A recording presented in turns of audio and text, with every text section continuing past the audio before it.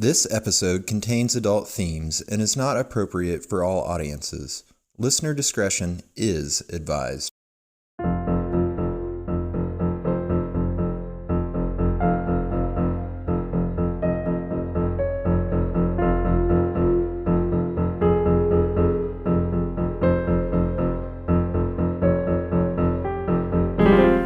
Hello, the world. This is They Will Kill, a true crime podcast. I am Courtney Eck. And I'm Sadie Eck. And we're sisters, and it's murder time, guys. Let's get down with some murder, shall we? Yes, we shall. Great. Tonight, I'm going to talk to you about the brutal murder of Doreen Erbert. Oof. And I'm going to give a trigger warning. In all of the cases that I've done, this one made me actually sick to my stomach.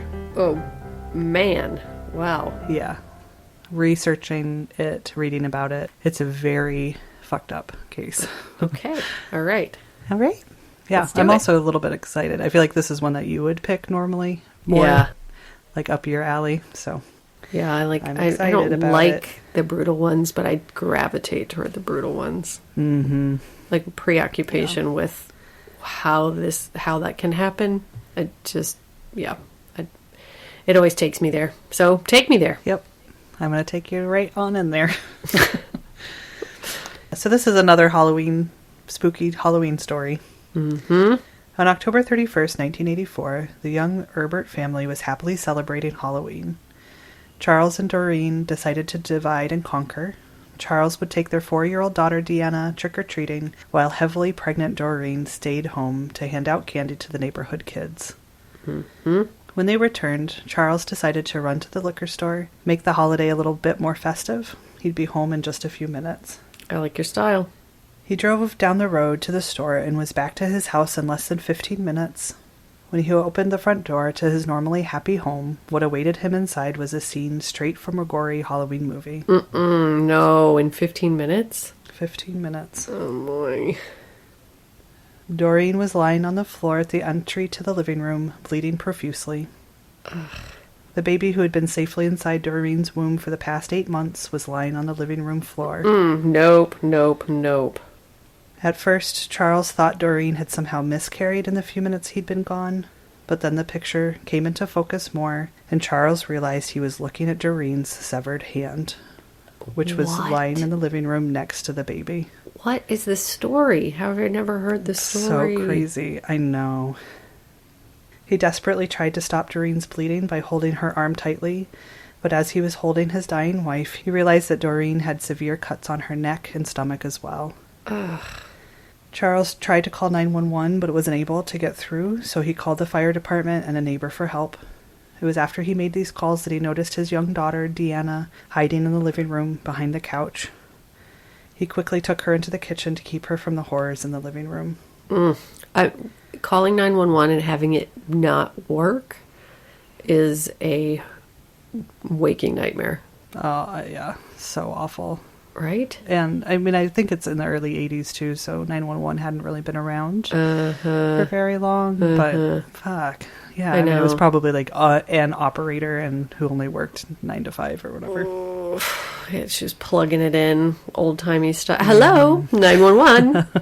Yeah. We don't know how this works yet.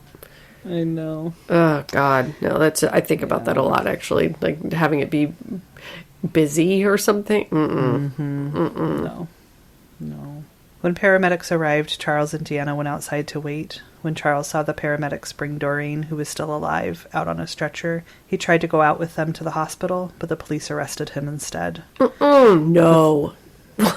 You're just covering every single one of my nightmares in this story. Yeah. Yep. Authorities had noticed that Charles was covered in blood, and they could smell alcohol on his breath. Assuming he was involved in the brutal attack, they handcuffed him and put him in the patrol car for the next hour. Charles was enraged and spent the time kicking at the car's windows. I would too. I would kick the fuck out of that car. Yeah, well, I mean, the shift in his reality, I just cannot imagine. No. Like, happy Halloween and everything's fine to, like, coming home to an actual horror film. Like, nightmare. And then your wife is in the hospital and you don't know what's going on and you're arrested in a police car and they won't let you out? Yep. No. Yeah. 1,000,000% no. Tragically, Doreen's wounds were too severe and she died shortly after arriving at the hospital. Ugh. Okay. Here we go. And it's brutal. I'm going to talk about the wounds. So if Okay. you don't want to hear it, come back in like a minute. Just a heads up. It's nasty. I'm scared. I know. An autopsy was performed on Doreen and her baby on November 1st. Doreen died from multiple chopping wounds that resulted in her bleeding to death. It was believed the wounds were caused by a sharp sword-like instrument. She had been completely brutalized with deep cuts all over her body. She suffered many cuts to her head. One even penetrated 2 inches into her brain. Oh my God. Yep. Doreen's left hand was completely severed just above the wrist. She had wounds to both shoulders, one of which severed the head of the right humerus, so the arm bone that connects to your shoulder. On Doreen's thighs and legs, there were long, deep wounds consistent with chopping. A heavy blow even fractured her right femur. Fractured her femur, the largest bone in her body. Yes. What was this person using? I know. Oh my God. It's so awful. I know. Worse still, her abdomen had been destroyed and the baby inside removed. Oh my God. Once the baby was out, he had been dismembered as well. The baby was nearly full term and would have survived if born naturally. What is happening? What is happening? I can't believe I've never heard the story before. I know. It's really a really crazy one. I couldn't believe it either. As police tried to piece together what happened, they interviewed 4-year-old Deanna. She told them that there had been a loud knock at the door soon after Charles left. Doreen and Deanna went to the door expecting a trick-or-treater, but when they opened the door, they were faced with a tall man in a terrible cartoonish wolf mask who said, quote, "I'm going to kill you." In his hand was an 18-inch machete. No. No. Yep. Do you want to see a picture of the mask? Yeah. Nope. Nope. Nope. Yeah, it's like a really creepy 80s cartoon wolf mask. Yeah, it looks like Looney Tunes style. Yes, like a like a bad kids show. Oh man, It's awful. Yeah, I'll post pictures on social media, but it's just like imagine if you're imagining the worst 80s cartoon wolf mask. Yeah, not like a cool teen and wolf. awful. Yeah, like like an illustration of a wolf. It's Yeah. so much worse than I thought. Yes. So Doreen told the man to leave and then screamed at Deanna to hide behind the couch, so she did. She would later testify that she left her hiding place twice during the attack, once to peek from the kitchen and once to get her blanket. Oh, God. Deanna told them that she heard her mother cry out, "Michael!" And then the man, still in his wolf's mask, found Deanna in her hiding spot and threatened to kill the little girl if she told anyone. Who is Michael? Investigators found a wolf mask with exaggerated teeth, bulging eyes, and a stuck-out tongue by the Erberts' front door. They also discovered a trail of blood leading all the way down the block, where it then suddenly stopped. Detectives guessed this is where the killer got into his car and drove away. Oh my God. They questioned Charles and others who knew the couple, and a clear picture of who might have committed this terrible crime came into view. Doreen was born to a close-knit family in 1952 in Santa Clara, California. She was described as an angel, someone who was always giving. Doreen's generous spirit led her to pursue a career in medicine, and she eventually landed a job as a physical therapist in the Bay Area. Wow. Around the same time, she began dating a man named William Michael Dennis, who went by the nickname Mike. Michael worked as a sprayer at the nearby Lockheed factory. So we're talking like rockets and, Right. aerospace engineering and shit. Right. Guns. Don't they do guns too? Probably. I don't know. So he's spraying powerful stuff regardless. Yeah, right. Michael was a shy guy. He had suffered severe hearing loss as a child and had a stutter as a result. He also suffered from chronic depression and said that it caused him bad luck with dating. He didn't have many relationships before meeting Doreen. Oh, no. Yeah. The two started dating. Michael felt he'd found the one and fell deeply in love. After only a few months of dating, the couple found out that Doreen was pregnant and they decided to get married. Doreen gave birth to a baby boy, Paul Dennis, just a few months after their wedding. By all accounts, Mike relished his role as a father, but the stress of being new parents was too much for the young couple to withstand, and they divorced in 1977. Mm-hmm. Doreen had primary custody of Paul, who visited Mike on the weekends. Mike cherished the time with his son, but he remained bitter about the divorce. Doreen quickly moved on and married Charles. She moved into his home, which just so happened to be only 6 blocks away from the house that Mike and Doreen had once shared. Oh, boy. The pair had a daughter, Deanna, in 1979, and then very tragically, in February of 1980, 4-year-old Paul climbed through the fence surrounding the swimming pool at the Erberts' home and fell into the water. Oh, no. Mm-hmm. Man, this story is the worst story. The worst. It's Every so single bad awful. thing happens in this story. Yes. Ugh. Doreen was home at the time, but she didn't realize what had happened until it was too late. Oh, God. It'd be the worst story. Yeah. After being pulled from the pool, Paul was put on life support for a week. But he died 3 days after respirators and feeding tubes were removed. Oh, God. No. It was completely devastating for the entire family, but it was especially painful for Mike, who blamed Doreen for Paul's death. He even went so far as to file a wrongful death suit against Charles and Doreen. Wow. And the case went to The case went to trial in March of 1982. The jury ruled in the Erberts' favor, and the couple cut off contact with Mike after that. Just stress. It's like worst nightmares every which way you turn. Exactly. You're mourning the loss of your child, coping with the guilt of being somewhat responsible, and then your ex comes at you with a wrongful death suit. No. Yeah. Man. Yep. Over the next 2 years, Mike's life and mental health continued to deteriorate. He lost his position at Lockheed and had to take a salary reduction to keep his job. So it sounded like they sort of just moved him to different...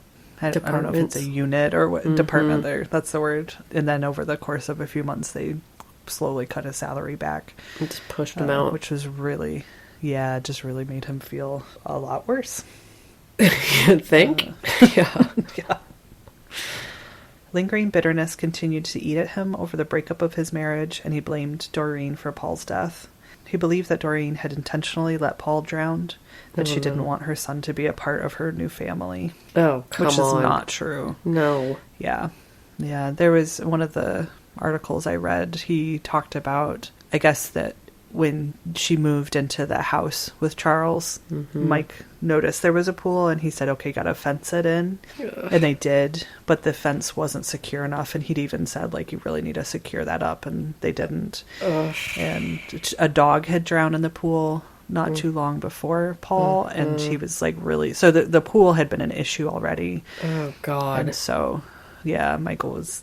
I mean, in all of the tragic situations of an accident like this, it's worst case. You know, it's the worst case. So it's not even just a freak thing. They just moved in. They hadn't had time. Oops, sorry. He had been harping at them, and a dog died. And the guilt of that would have been absolutely crushing. Yes. Yeah. Yep. And pushing a already unstable man over the edge. There's that. Unaware of the hatred brewing only 6 blocks away, in 1984, Doreen announced that she was expecting a son following 2 miscarriages in the preceding years. And that's the other thing, too, is once Paul died, Doreen and Michael didn't have contact anymore. There wasn't any reason for them to need to be talking to each other, and so she really had no idea. The family didn't realize that Mike was just, like... completely unhinged. Yeah. Oy, 6 blocks away. No to the thank you. Because we know what else I hate. Murderous neighbors. It's really everything. It's so awful. Man. Yeah. Charles, Doreen, and big sister Deanna were thrilled to be adding another child to their family. It seemed as if luck was changing for the better. This is one of those cases where I just want to, I mean, we already know what happens, but I just want to be like, and pause, and everything was great. And I know. And baby Doreen is my age, and she's doing well. She's a judge. Ugh. Yeah. Yep.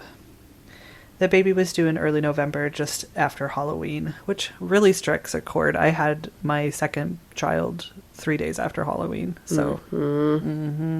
The weekend before her murder, Doreen, who was just under 5 feet tall, had her sister over for lunch. Her sister teased Doreen that she, quote, was as far out as she was high. Little did they know everything would be ruined just a few days later. Neither Doreen or her baby would make it to November. It's just... No, it's... I just... It ruins me. Ruins me. No. After hearing the story of Doreen's past with Michael, authorities rushed to his house in the early hours of November 1st, so just right after the murder. They knocked on his front door, but despite lights on in the house, there was no answer. They had dispatch call his house to tell him that police were out front and needed to talk to him. Michael answered the phone and said that he would be down soon. Police could see him turning lights on and off inside various rooms in the house, and then they could hear water running. When he finally answered the door, police informed him that his ex-wife had been attacked. Michael invited the officers inside to talk. Once seated at the kitchen table, they told Michael that Doreen had been murdered. He replied with a straightforward, "You're kidding." I could just smack his face, man. Seriously. Oh, you don't say. Oh. Police couldn't help but notice that the fingers of Michael's right hand were severely cut and still bleeding enough to saturate the gauze bandages wrapped around each finger. Bro. Come on. When asked about the wound, Michael said that he had cut himself by, quote, playing with a knife. Yep. 1 billion other better excuses than that. I know. One of the descriptions said that he told police that he'd thrown... I'm sorry. That he threw the knife up in the air and caught it by the blade. Oh. And that's how he cut himself so badly. I would have been like, you know that game where you spread your hand out on the table and stab yourself in between the... I mean, just stupidest thing in the world for a, 40-year-old man to be doing, but... Whee! I'm playing Blady Catch. It's my favorite. I don't miss very often, but when I do... Ouchie. Ouchie. Not cutting bagels. You could just say you're cutting a bagel, buddy. I was cooking. Nope. 1,000 other things. Nope. Playing blade. I don't know. Blade catch. Yeah. I know. People, I just... ugh. Michael allowed the detectives to search his home. They found drops of blood in the garage in front of the washer and dryer and a trail of blood that led outside. There were blood drops in the kitchen, a pair of blood-stained jeans on the defendant's bed, blood on a set of keys in Michael's bedroom, and a bloody bandage in the bathroom garbage. He just clearly didn't care about getting caught. Obviously. Right. Or, who knows? He just, I don't know. He was not in a well state of mind, first of all. Right. But, yes. Yeah, or he thought that, blade catch game would be enough of an alibi for all the blood. Yeah, it just sounds like he was so far gone at that point that he just did what he was going to do and then just let the rest fall into place. Yep. There was way more blood in his home than would come from a small knife wound, and based on this evidence, they arrested Michael and had the house secured. While conducting a second, more thorough search of his home, police found a receipt from a hardware store and a label for a machete with an 18-inch blade. Ugh. They also found blood in multiple spots in Michael's truck. The hood was still warm to the touch. In his garage, they found 2 handmade coffins. No. With locks on the outside. No. God. Yes. Now we're getting into buried alive territory. No. Yes, we are. Oh my God. Oh, man. Yeah. They speculate that one was for Charles, another smaller one for Doreen, as well as body bags, weights, and a map of the San Francisco Bay. Yeah, it looked like he was planning to put Doreen and Charles in those boxes alive and then dump them in the water.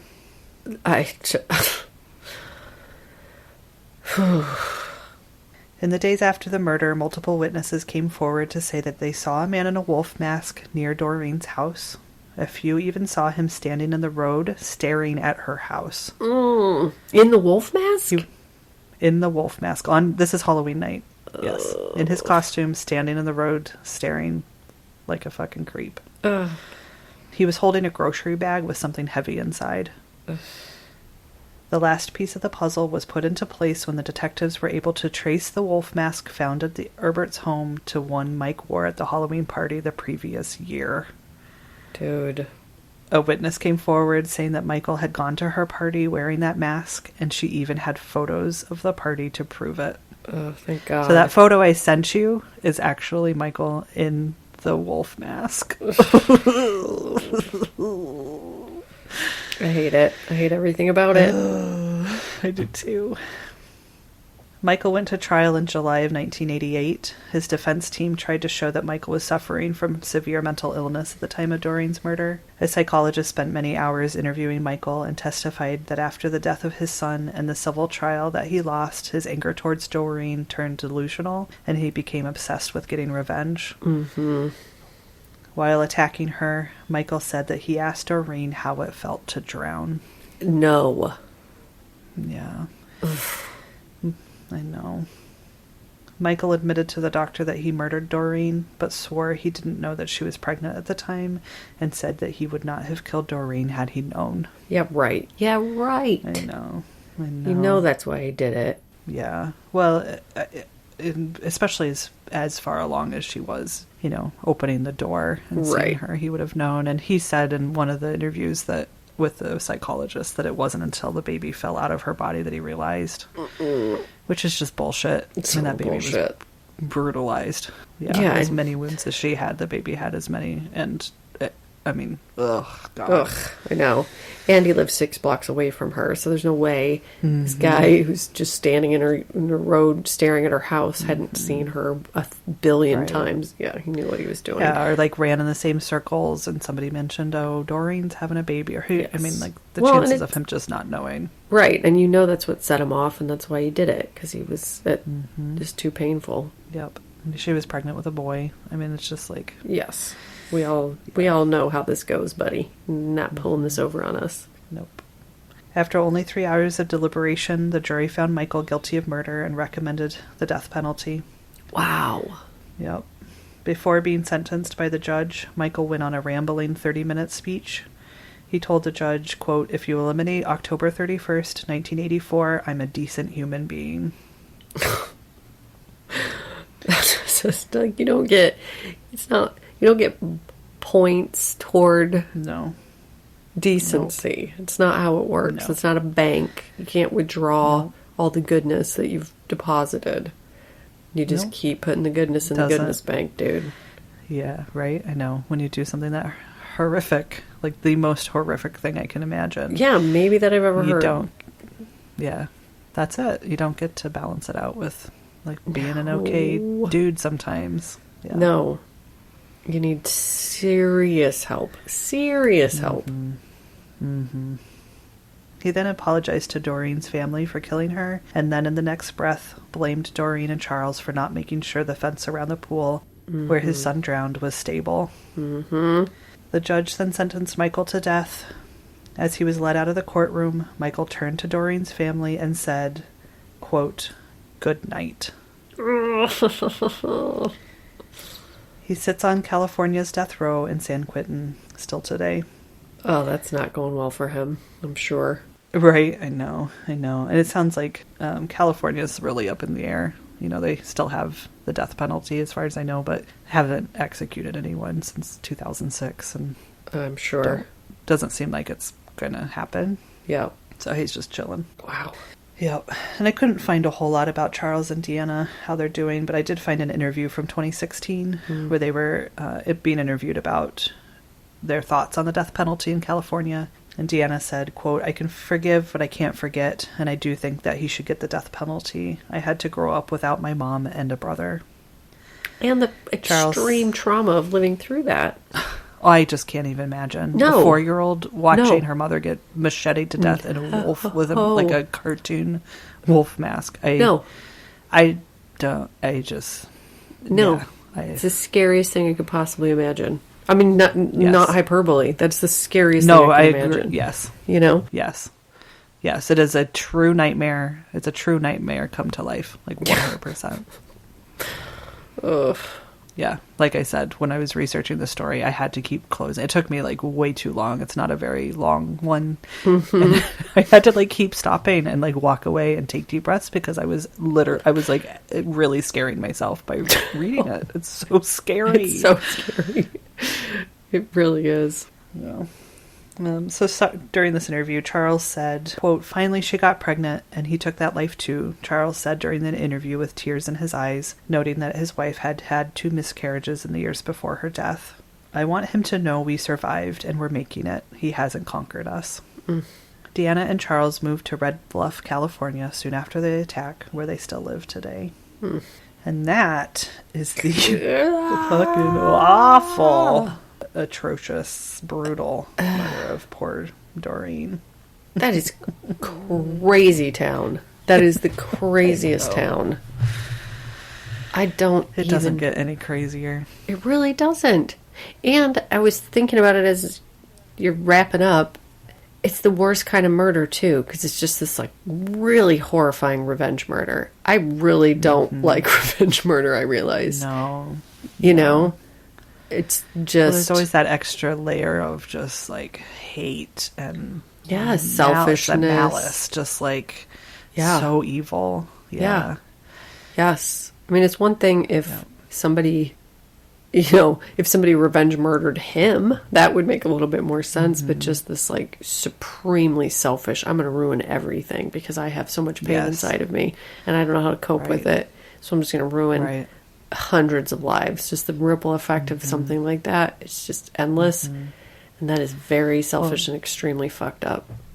Yeah. One of the psychologists that there's one whole, like, huge court document that's just like, and then this psychologist and this psychologist and this, like, he was interviewed multiple times, and one of them was talking about how he had like super internalized guilt about his son's death, like really blamed himself. And I mean, it sounds like he and Paul were like super close, and the day that Paul died, he had dropped him off with Doreen, and Paul hadn't wanted to go. He wanted to stay with his dad, and so he had all of this guilt, like couldn't save him from the pool, and on and on and on. And so he internalized it, and then the only way he could get that hatred for himself out was by doing this terrible thing to Doreen. Yeah. You know, just like the layers of fucked up shit that was in his body and brain. Totally. You know? And like get a therapist. You know, he desperately needed to talk to somebody. Kill and your have own some medication self and, at the worst case scenario, you know? Right. But he couldn't. He couldn't. To have this weird sense of creating balance through that is just... I can understand serial killers way more than I can understand this. You know? Like, I can't understand it, but I can at least know that if you're a serial killer, you were probably born that way or you're traumatized into that behavior, and that it's just this, like, compulsion that you can't control, that it's too strong. Right. But something like that, it's just, I just don't know how your brain goes from this deep, deep, deep grief. I guess it's just, it feels better to be angry. Right? I mean, I think we all experience that when you go through a breakup or something. It just feels better to feel angry because then you have control. Yes. So I guess that's really what it comes down to, right? You can control the something. Level of grief that you feel when you lose a child, I can only imagine, would just be the deepest. And so if you can't go there, you have to turn it into something else. And nope, I can't. That's just one thing that keeps me up at night. We've had friends lose children, and I reason number one why I don't have children, that I would never recover from that. I would be the drug addict one. I'd do like watching Intervention, and there's that mom who I think lost 3 children in a house fire, and she was on every single drug, and I was like, why are we even intervening with this woman? Just let her do every drug. You know? Seriously. I know the right thing to do is for her to clean up and try to move on, but is it really? Can't she just do every drug until she's done? Just don't kill the ex-wife. Don't kill Doreen. Poor Doreen. She lost 2 brothers and her mother. And Deanna is traumatized. Deanna, sorry. Yeah. Doreen's the mom, right? Deanna, the baby. Right. every bad thing happened to her, and he is responsible for that, and that is horrible. Yes. It's so horrible. And it's all my scariest stuff. Including the husband getting false imprisoned temporarily while his wife is dying. I know. I was a little bit worried, like, that would go on further, because of course it would make sense that it would be Charles. Like, who leaves for 15 minutes and then comes back to, like, right, terrible chaos? Like, yeah, he got mad and chopped up his wife. Like, no, he did not at all. And luckily, they immediately realized, okay, he's not our guy. Still, just the trauma of that moment is so overwhelming. I can't even imagine. Right. What's that? He couldn't be with her. That's what I mean. On the ride to the hospital when she died. Yeah. No. Yeah. Ugh. No. Nope. The guilt of that, the trauma of that, it's just endless. What's that stupid movie where the guy goes to the liquor store or the bar or whatever, and his family burns up, and then he's really shitty about it? Casey Affleck, fuck him. God. It was won every award. I called it. Oh my God. I hated that movie so much. You know, the one that I'm thinking of isn't the right one, but I want to say it, and I can't think of it. I want to say Wolf's Creek. That's totally different. Manchester by the Sea. I called it Bland Chester by the Sea because I hated it so much. I've not seen that one. Oh my God. It's just... I hated it because it's just the same story that's been told every single time into infinity. Like, a shitty guy does a shitty thing and remains shitty. You know, there's like nothing redeeming about it. But that's what that reminded me of, because he goes, you know, he's super sad and and it's, you know, told from current times, post going to the bar and coming home and his family's burnt up in the house. I think his kids are burnt up, his wife, I don't remember, but we're watching it in the theater, and these two older women are sitting behind us, and they reveal that sorry for everyone, I just spoiled her. I really saved you like 3.5 hours or however fucking long that movie is. Oh, boring. Yeah, they reveal that that's why he's such a shitty, sad person, is because his family got all burnt up, and the women behind us go, oh, that's why he's so sad. It's like... I'm glad you could join us, ladies. Welcome. Yep, welcome to the plot. Anyway, this is like... Glad your synapses fired there. Yes. If you turn Blanchester by the Sea into a horror movie, that's what you just described. Fuck that. Good job, but fuck it all. Fuck all of it. You know, let's burn it down and go home. Because, Oof. Yeah. Thank you to Reddit, as per usual. Somebody posted, what are some true crime cases that happen on Halloween? And I was like, yes, please, let's look at that list. And then that one came up, and I was like, how have I never heard of that It's case? so weird. It's so Hasn't weird. really been covered. I think I found one, like, California-based true crime podcast that's done it, and that was it. And I don't know why, Probably because they read it and they were like, oh my God, that's the worst thing I've ever heard. Yeah. And I can't talk about it out loud. That just doesn't make any sense. It doesn't make any sense which stories rise to the top and the ones that don't. That should be just like Charlie Chopoff. Why? How? What? How do we not know about Charlie Chopoff or this Halloween horror story? Everybody should know about it. That is bizarre. And you're probably right. It's like that serial killer from Kansas City. Do you know what I'm talking about? The one that you just told me about what he did, and I oh God, yes. Seriously will think about it in the middle of the night. Yes. Richard. What's his name? I found my line with that one. I've thought a couple of times, like, could I do that? No, I can't. That's my story. I cannot cover.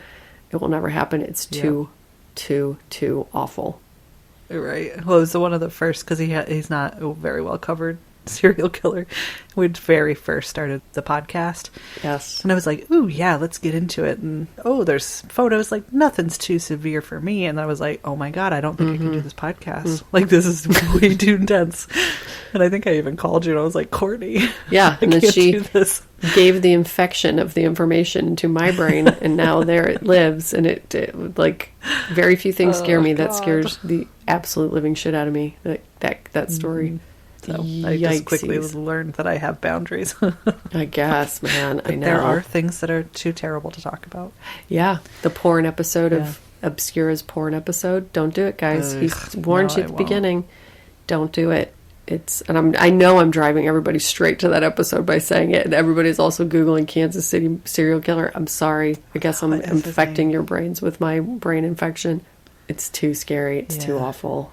I listened to that episode of Obscura, but I skipped everything because it's just, it was pointless to listen to because I really just skipped ahead everything. Yeah. All the dark web ones. I'm not going to do it because I just know you can't erase that shit from your brain. No, I started to listen to a recent episode and he's like, it's about dogs or animals. I was like, no. Okay, there's my other line. Not listening to that one. I didn't listen to it. Good. Well, hopefully you guys are still listening to this one. Happy Halloween, guys. We just happy Halloween. Hey, if you guys weren't already having a really horrifyingly awful and intense and terrifying October, you're welcome. I know, and this is a Patreon episode. We might release it for everybody on Halloween as a little gift to get us through until the election, but here you go. There you go. I did find that I would rather, so I would like take breaks when I was researching this case because it was stressing me out. Yeah. And then I would go and like look at, politics and whatever. Oh God, no. 538. And then I'd be like, no, I'd rather read about fucking horrible crimes. So much rather. It's really weird. Yeah. Yeah. So when your break is murder, then your life is stressful. Or not, because I would take these murder breaks anyway. But no, it's so funny. My next case is James Bulger, which is was chosen by our listener who won the opportunity to choose a case, and it's a horrible, horrible case. I'm sure most people know about it, and life has just been really, really hard this month, and that's my solace. That's been my my binky is children murdering other children. It's just so cozy in there. No, but it's so weird. It's so weird how that works. I mean, it's such a meme that we're all like, I'm so stressed out. I'm going to watch a Dateline or listen to Obscura or fucking Dark Topic or like the worst, most traumatizing podcast I can find because it makes me feel better. Nobody knows why. Yeah. Anyway. So you probably... I was thinking that your next Patreon episode next time will be on Halloween, so you better pick a good one. Oh, boy, maybe I will do that Kansas City serial killer because it's the worst thing I could possibly imagine. No. I don't think I can. I really don't think I can. No, you can't. Well, maybe you could. I think my mistake was looking at the pictures. He has pictures of his victims that he tortured, and for whatever reason, they're like fully available. I think if I hadn't done that, I could have talked about it. Like when you don't really. I don't know, dude, because I have not looked at the photos, and it's still the worst shit I've ever heard in my life. God. Well, I do think since I found him, I have noticed more podcasts have covered him, so I think that we don't need to. I think that I cannot think of his name. I can't either, because it's one of those. It's like Richard Bronson or whatever. Yeah, it's like not a memorable name. Anyway, so you guys have some homework assignments to avoid. Listening to, learning about the Kansas City serial killer, and also listening to most Obscura episodes. Just kidding. It's a great podcast. It's really good. It's scary. It's really, if you like scary, it's one of the scary ones. He does a really good job of being scary. So. Oh, you know what? You were saying Kansas City. I think you were thinking of Dennis Rader, which is not. No. City. I'm pretty sure, isn't it? I'm saying Kansas City because our friend Lush is from there, and she mentioned him. Oh, here he is, Robert Berdella. Where's he from? Kansas City. Okay, that's what I thought. Yeah. Yes. Yep. Yeah. No, you're right. No one's ever heard of him. No one knows the name Robert Berdella. But it's not even a thing. No, it's the worst thing you've ever could possibly conceive. So. Oh, he died of a heart attack. Good. Fuck him. I'll stop researching murder while I'm recording an actual podcast.